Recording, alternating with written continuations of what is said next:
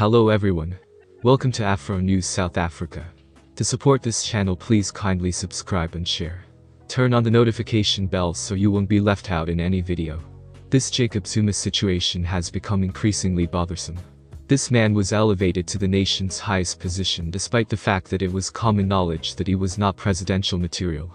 History has recorded what Jacob Zuma, a farm lad who grew up to become the president of his country, did with the nearly unrestricted authority that his entire control of the ruling party, the ANC, provided him. The most expensive commission of inquiry in the country's history, delivered the fifth and last installment of its report on the state capture investigation last week. The commission was established to investigate what occurred under Zuma's watch, much of which was allowed by him and those strategically placed inside the state apparatus, to permit industrial-scale robbery of the public purse.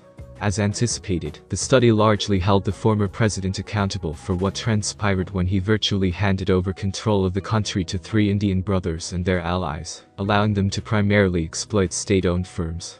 The effects of what occurred will be felt for years, if not generations, especially by the poor, whose interests Zuma has always professed to represent.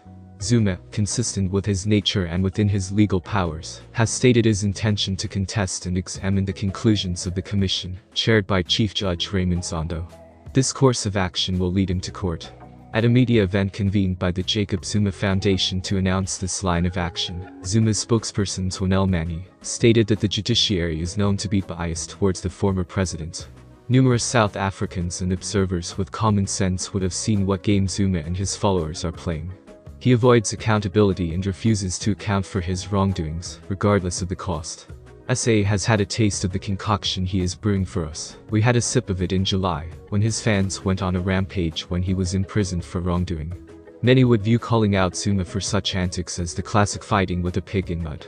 We beg to differ, regardless of how stacked the odds of succeeding against wrongdoing, especially by the untouchables, may be, a voice of reason must be raised. Thus, the truth cannot be suppressed permanently. Again, former President Thabo Mbeki is urging South Africans to not allow the state capture to happen again. Mbeki explained that the onus is now on all South Africans to introspect and determine where the country went wrong in allowing the pillage of state resources by private businesses. He said there were many questions that the country need to answer. What happened is that as South Africans, we allowed this destruction to take place. We were all around somewhere in our society. How do we make sure this does not happen, that we recover from this great tragedy? Mbeki said. The Judicial Commission of Inquiry into allegations of state capture, corruption and fraud in the public sector including organs of state, better known as the Zondo Commissioner State Capture Commission, is a public inquiry established in January 2018 by former President Jacob Zuma, and fraud in the public sector in SA. Former President Jacob Zuma allegedly readily opened the doors for the Gupta family to go into the state-owned enterprises and help themselves to the money and assets of the people in SA. The State Capture Commission concluded.